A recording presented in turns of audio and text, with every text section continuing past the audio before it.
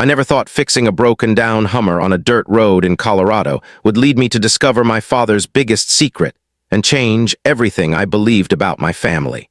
But sometimes life has a way of putting exactly the right challenge in front of you at exactly the moment you're ready to give up. My name is Zara Chen, and 3 years ago I lost the most important person in my world. My father Vincent wasn't just my dad. He was my mentor, my business partner, and honestly, my only real friend. He taught me everything I know about engines, about metal and machinery, about the art of taking something broken and making it whole again. Every morning for 15 years, I watched him open his vintage leather toolbox with the same reverence other people reserve for prayer books. Those tools weren't just instruments to him. They were extensions of his hands, his heart, his purpose. When he died suddenly of a heart attack, I inherited more than just his garage and his debts. I inherited his mission. Vincent Chen's Auto Repair had been his pride for 23 years, a small shop where he specialized in vintage restorations and impossible fixes. The kind of place where people brought their grandfather's trucks and their first cars, trusting him to breathe life back into metal that everyone else had declared dead. Keeping that legacy alive has been harder than I ever imagined. 3 years of mounting bills, 3 years of customers who take one look at me and ask when the real mechanic is coming back. 3 years of carrying Vincent's heavy toolbox into jobs where I have to prove myself before I can even lift the hood. I'm good at what I do, maybe even great, but the automotive world doesn't make space for 28-year-old women who learned their trade in family garages instead of technical schools. The morning this story begins, I was driving home from Denver with a rejection letter burning a hole in my passenger seat. Morrison Auto Group, the biggest dealership chain in Colorado, had just turned me down for a senior mechanic position. The interviewer, a man with soft hands who probably couldn't change his own oil, had actually asked me if I was sure I wouldn't be happier in their customer service department. "You seem like such a people person," he had said, like working with my hands was somehow beneath me. I was barely holding it together as I wound through the mountain roads, my father's toolbox rattling in the truck bed like a reminder of everything I was about to lose. The garage was 3 months behind on rent. My savings account had exactly $412, and for the first time since Vincent's funeral, I was seriously considering selling his tools, selling his dream, and finding some safe office job where nobody would question whether I belonged. That's when I saw the Hummer.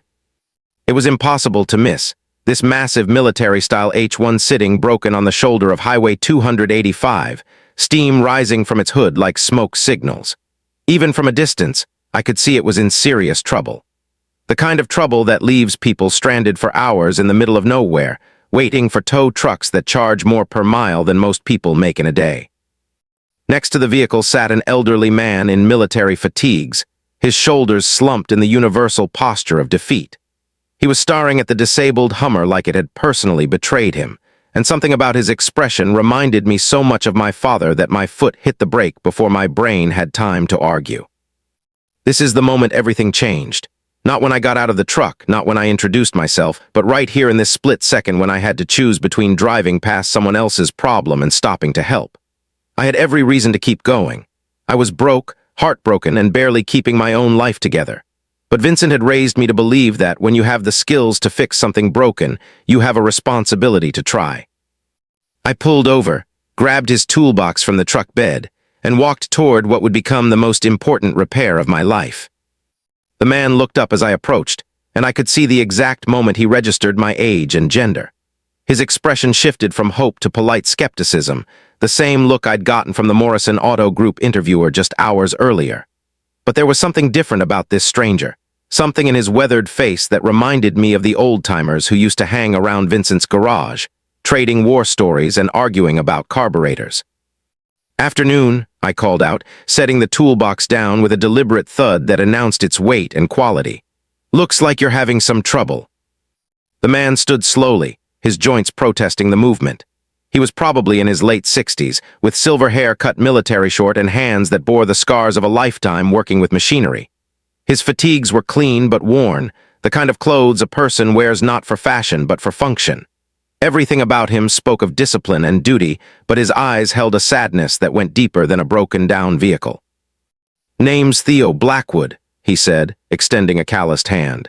"And yes, ma'am, I'm having what you might call a significant problem. This old beast decided to give up the ghost about an hour ago, and I'm afraid I'm not much of a mechanic these days." I shook his hand, nodding the firm grip and the way he looked me straight in the eye. "Zara Chen, let's take a look at what we're dealing with." The Hummer H1 was an impressive machine, even broken down. These weren't your typical suburban status symbols, but real military-grade vehicles, built to carry soldiers through war zones and desert storms. This one had seen better days, but was clearly well-maintained, with fresh paint over what looked like careful bodywork. Someone had put love into keeping this truck alive. I popped the hood and was immediately hit with the familiar cocktail of overheated metal, coolant, and that distinctive smell of electrical problems. Steam hissed from multiple points in the engine compartment, and I could hear the telltale clicking of a cooling system under pressure. But underneath the immediate crisis, I could see something else. This engine had been modified, upgraded, maintained by someone who understood these machines intimately. "This is beautiful work," I said, running my fingers along a custom intake manifold. "Whoever built this engine knew what they were doing." Theo's face softened slightly. "That would be my buddy Marcus Hernandez. He passed about 5 years ago, left me this truck with strict instructions to drive it to California and deliver it to his son. Marcus always said this Hummer would outlive us all if we treated her right." There was a story there, layers of history and friendship that extended far beyond a simple road trip. I could hear it in the way Theo talked about his friend, see it in the careful way he touched the truck's fender. This wasn't just transportation, it was a promise being kept. "Where in California?" I asked, pulling out my father's inspection light and peering deeper into the engine bay. "San Diego. Marcus's boy Danny runs a classic car restoration shop down there. Never met him, but Marcus used to send pictures of the cars they worked on together. Beautiful stuff, real craftsmanship." Theo paused, watching me work. "I promised Marcus I'd make this trip before I couldn't anymore." Something in his tone made me look up. "Couldn't anymore?" Theo met my gaze steadily. "Doctors say I've got early dementia coming on. Still sharp now mostly, but the clock's ticking. This trip isn't just about delivering Marcus's truck. My daughter lives in Los Angeles, and I haven't seen her in 20 years. Stupid pride and stubborn arguments that don't matter anymore. I figured if I'm going to forget things, I want my last clear memories to be of making things right." The honesty hit me like a physical blow. Here was a man racing against time itself, carrying promises to the dead and hope for reconciliation with the living, all dependent on a broken-down truck in the middle of nowhere. It was the kind of responsibility that would crush some people, but Theo wore it with the quiet dignity of someone who had spent a lifetime honoring commitments. I turned back to the engine, partly to hide the sudden emotion in my eyes. "Well, let's see what we can do about getting you back on the road." The problems were immediately obvious to anyone who knew these engines. The radiator hose had blown completely, sending coolant everywhere and causing the engine to overheat. That overheating had triggered a cascade of other issues. The transmission was running hot, several electrical connections had shorted out from the steam and coolant spray, and the water pump was making an ominous grinding noise that suggested imminent failure. In a fully equipped shop, this would be a day's work and about $800 in parts. On the side of a mountain highway with limited tools and no immediate access to specialized Hummer components, it looked nearly impossible. Most mechanics would have recommended a tow truck and a week in the shop. But Vincent had taught me that impossible was just another word for expensive, and expensive was just another word for challenging. Some of his best lessons had come from midnight repairs on vehicles that everyone else had declared dead, using creativity and determination to find solutions that textbooks never covered. "How bad is it?" Theo asked, reading my expression. I straightened up, wiping my hands on a shop rag from my back pocket. "It's not good, but it's not hopeless. The core problem is straightforward, it's just that fixing it properly is going to take some time and improvisation. We're looking at maybe 6 hours of work, assuming I can find the right parts." The nearest auto parts store was 43 miles away in Salida, and my phone showed no signal bars. We were truly on our own, with nothing but my father's tools and whatever creativity I could muster. As I worked my way through the engine compartment, each problem revealed 2 more underneath it. The blown radiator hose was just the beginning. The overheating had warped the head gasket slightly, not enough to require a full rebuild, but enough to cause persistent coolant leaks. The alternator had been damaged by the steam and coolant spray, which explained why the electrical system was acting erratic. Worst of all, the water pump was grinding like it had sand in the bearings, and without it working properly, any repair I made would be temporary at best. This is going to be more complicated than I thought, I admitted, straightening up and wiping sweat from my forehead. It's not just one failure, it's a cascade. Everything started failing when that hose let go. Theo nodded grimly. Story of my life lately. One thing goes wrong and it all comes tumbling down. He gestured toward the mountains around us. You know what's funny? Marcus and I drove through this exact stretch of road back in 1973. We'd just gotten back from Vietnam and we were driving his first car out to California to start college on the GI Bill. That old Ford broke down right about here too. There was something in his voice when he mentioned Vietnam, a weight that went beyond simple nostalgia. I'd heard that same tone from some of the older customers at Vincent's shop, veterans who carried stories they never quite knew how to tell. What did you do then? I asked, more to keep him talking while I worked than because I needed to know. Had a local mechanic who took pity on us. Young guy, maybe a little older than you are now, foreign name I can't quite remember. Theo paused, his brow furrowing with the effort of memory. Chen something. Chinese fellow, I think. Nicest man you ever met, wouldn't take a dime for his work even though he spent half the night getting us back on the road. My hands froze on the socket wrench. Chen, are you sure? Pretty sure, why do you ask? Before I could answer, my fingers found something unexpected behind the dashboard electrical panel. There was a small compartment, hidden but not secret, the kind of space someone might use to store important documents during long road trips. Inside were folded papers, old photographs, and what looked like letters bound with a rubber band. Theo, does this truck have any hidden storage spaces? Places Marcus might have kept paperwork or personal items. Could be, Marcus was always hiding things in that truck, said it was an old army habit, never keep everything important in one place. Theo watched as I carefully extracted the bundle. What did you find? My heart stopped when I saw the return address on the top letter. It was addressed to Vincent Chen, 1st Cavalry Division, with an APO address that dated back to 1971. The letter was from Theodore Blackwood. With trembling fingers, I opened it and read words that changed everything I thought I knew about my father. Dear Vincent, I know you don't want thanks for what you did, but I'm going to give it anyway. If you hadn't figured out how to get our convoy moving again under fire, none of us would have made it home. You saved 12 lives that day, including mine. When you insisted on staying behind to make sure the repairs held while we got the wounded out first, you showed the kind of courage they don't make medals for. I know you'll probably throw this letter away, but I needed to tell you that, Marcus, and I made it to California safe because of you. We're going to make something good out of the life you gave us. I hope someday I can return the favor. Your friend always, Theo Blackwood. I read the letter twice, my hands shaking harder each time. Vincent Chen, 1st Cavalry Division. My father had been in Vietnam. He had saved lives under enemy fire. He had been a hero, and he had never said a word about it. Miss Chen, you look like you've seen a ghost. I looked up at Theo, this stranger who suddenly wasn't a stranger at all, and realized I was holding proof of a connection that stretched back more than 50 years.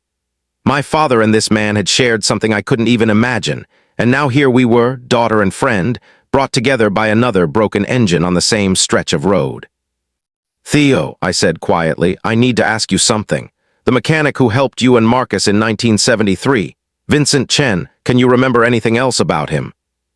Theo's eyes sharpened, and I could see him working through decades of memory. Vincent Chen, yes, that was his name, had a daughter he talked about constantly, little girl who loved to watch him work on engines, said she was going to be a better mechanic than he ever was. His gaze moved from the letter in my hands to my face, and understanding dawned slowly. Oh my God, you're Vincent's daughter. The weight of this revelation settled over both of us. I wasn't just helping a stranger anymore. I was connected to this man through my father's history, through bonds forged in war and strengthened by acts of courage I never knew had happened. The broken Hummer wasn't just another repair job. It was a link to everything my father had chosen not to tell me about himself. I stared at Theo, this man who had known my father in ways I never would, and made a decision that surprised even me.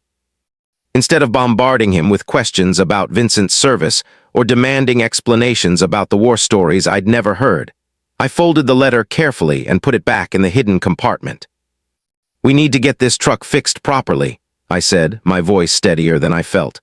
Not just a temporary patch job, but a real repair, one that would make Marcus proud and get you safely to your daughter. Theo studied my face. Miss Chen, I can see that letter shook you up pretty good. We should talk about your father. We will, I promised. But right now, this engine needs my full attention, and honestly, I need time to process what I just learned. Let's focus on what we can control. The decision felt right the moment I made it. Vincent had taught me that the best way to honor someone's memory was through the quality of your work, not the quantity of your words. If my father and Theo shared a bond forged in war, then maybe I could honor that bond by doing what Vincent would have done, fixing this machine with the same dedication he would have brought to the task. I drove to Salida and spent my emergency fund on parts. Not just the minimum needed to get the Hummer running, but everything required to do the job right. A new radiator hose, a rebuilt water pump, replacement electrical connections, transmission fluid, coolant, and even new spark plugs that weren't strictly necessary but would help the engine run smoother.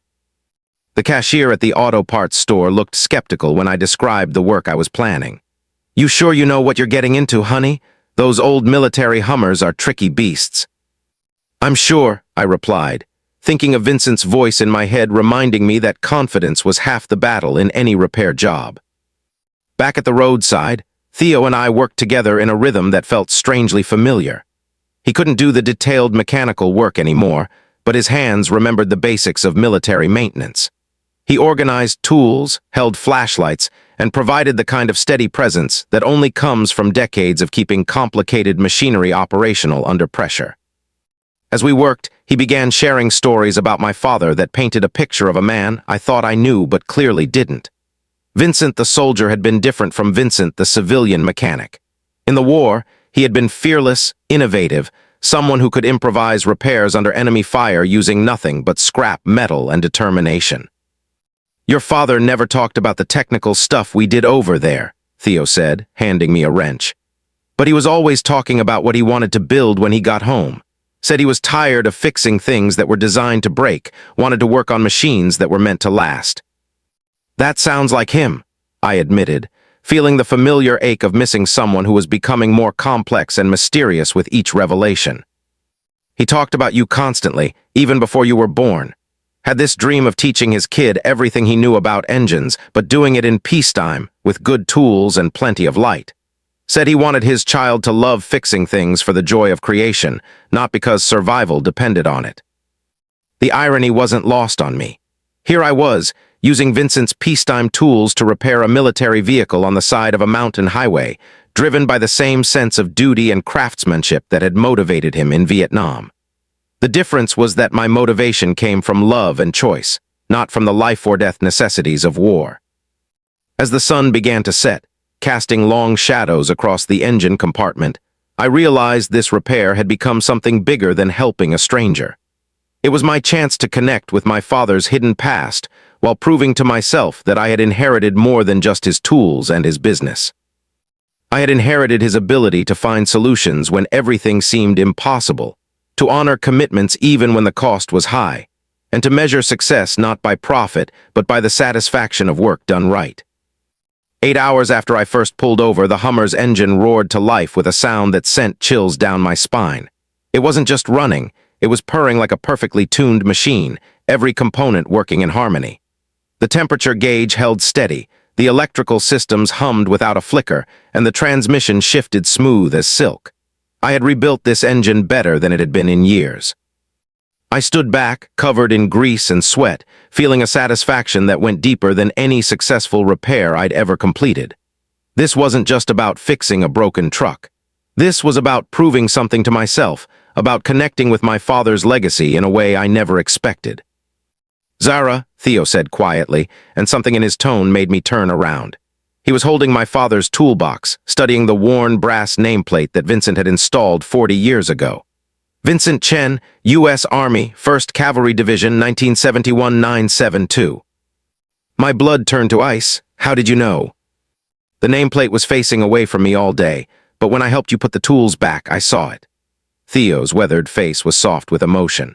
"Vincent Chen, your father saved my life and the lives of 11 other soldiers on March 15, 1971. We were pinned down by enemy fire with 3 disabled vehicles, and Vincent crawled under machine gun fire to repair our convoy engines using nothing but salvaged parts and pure determination. The world seemed to tilt sideways. He never told me any of this. He made us all promise never to talk about it, said he didn't want to be remembered as a war hero, just as someone who fixed things so people could go home to their families. Thea reached into the Hummer's glove compartment and pulled out a thick manila envelope. But he also made me promise something else. He said if I ever met his daughter, and if she proved she had the same gift for fixing impossible things that he did, I should give her this. With shaking hands, I took the envelope. My name was written on it in Vincent's familiar handwriting, along with a date from 6 months before he died. Inside was a letter in his careful script, along with official-looking documents I couldn't immediately process. "My dear Zara," the letter began, "if Theo is giving you this, it means you've proven something I always knew but couldn't tell you directly. You don't just have the skills to be a great mechanic, you have the heart for it. You understand that fixing things isn't about the money or the recognition, it's about helping people move forward with their lives." My vision blurred as I continued reading. Vincent explained that he had been saving money for years to pay for my official certification at the Colorado Automotive Training Institute. But more than that, he had been quietly building relationships with 3 major vintage car restoration shops in Denver, shops that specialized in the kind of high-end work that could support a real career, not just survival. "I never told you about Vietnam because I wanted you to love this work for the right reasons. I fixed engines in the war because lives depended on it. I wanted you to fix engines because you found joy in making broken things whole again. The contractors listed in this envelope are expecting you. I told them my daughter would contact them when she was ready to prove herself in the field, not just in a classroom." The documents were contracts, letters of recommendation, and contact information for restoration shops that I had dreamed of working with but never thought would consider someone without formal certification. Vincent had built a bridge to my future, but he had waited for me to prove I could walk across it. "He was so proud of you," Theo said, watching tears stream down my face. "Every letter he sent talked about your progress, your passion, your integrity. He said you were going to be the mechanic he could have been if the war hadn't changed him." I looked at the perfectly repaired Hummer, then at this man who had carried my father's secret for over 50 years, and finally understood what Vincent had been preparing me for. Not just a career, but a calling. Not just a job, but a legacy worth continuing. I couldn't stop crying as I read Vincent's letter again, understanding finally that every lesson he taught me, every hour we spent together in his garage, every time he said, "Measure twice, cut once," or "The engine will tell you what's wrong if you listen," had been building toward this moment. He hadn't just taught me to be a mechanic. He had taught me to be the kind of mechanic who could handle anything anywhere with nothing but skill and determination. "There's more," Theo said gently, pulling out his wallet.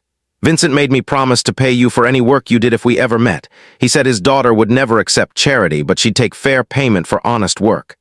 He handed me $800 in cash. "This doesn't begin to cover what you've done today, but it's what Vincent set aside for this moment." I stared at the money, then at this remarkable man who had carried my father's instructions for years, waiting for a moment that might never have come. "Thea, I can't take this. You've given me something worth more than money." "Then let's call it a down payment on the next chapter of your life," he said with a smile that reminded me of Vincent's stubborn generosity. "Because I have a proposal for you. I'm driving this Hummer to California to deliver it to Marcus's son and to see my daughter. But I'm an old man with failing memory, attempting a cross-country drive in a truck I don't fully understand. How would you feel about riding along as my mechanical support? I'll pay your expenses, and when we get to San Diego, I'll introduce you to Danny Hernandez. His restoration shop is one of the best on the West Coast." The offer hit me like lightning. 3 vintage car restoration shops in Denver, and now a connection to another one in California. Vincent had built a network of opportunities that stretched across the country, all waiting for the moment when I was ready to step into them. "But what about your daughter in Los Angeles? This is supposed to be your reconciliation trip." "It still will be," Theo said. "But maybe having someone along who understands the importance of fixing broken things will help me find the right words when I see her. Besides, Vincent's daughter shouldn't have to travel this road alone any more than Vincent's friend should." As we loaded my tools into the Hummer and prepared for the journey ahead, I realized that my father's greatest gift wasn't his business or his money or even his technical knowledge. It was his understanding that the best repairs happen when people help each other, when skills are shared rather than hoarded, when fixing things becomes an act of love rather than just a transaction. The sun was setting behind the mountains as we pulled back onto Highway 285, the Hummer running like a dream. I was no longer the struggling mechanic who had stopped to help a stranger. I was Vincent Chen's daughter, carrying forward a legacy that stretched back through decades of friendship, courage, and commitment to excellence. 3 days later, I walked into Rocky Mountain Classic Cars in Denver with Theo beside me, Vincent's letter of introduction in my hand, and a confidence I'd never felt before. The owner looked at my work on the Hummer, listened to Theo's account of the roadside repair, and offered me a position on the spot. That was 2 years ago. Today, I run Vincent Chen's Restoration Services, a shop that specializes in impossible repairs and vintage restorations. Theo calls every week, his memory fatting but his friendship constant. And every morning, I open my father's toolbox with the same reverence he taught me, knowing that some legacies are built one perfect repair at a time. If this story moved you, please hit that like button and subscribe for more incredible stories of ordinary people doing extraordinary things. Sometimes the most life-changing moments come disguised as simple acts of kindness, and you never know when stopping to help a stranger might unlock the future you were meant to have.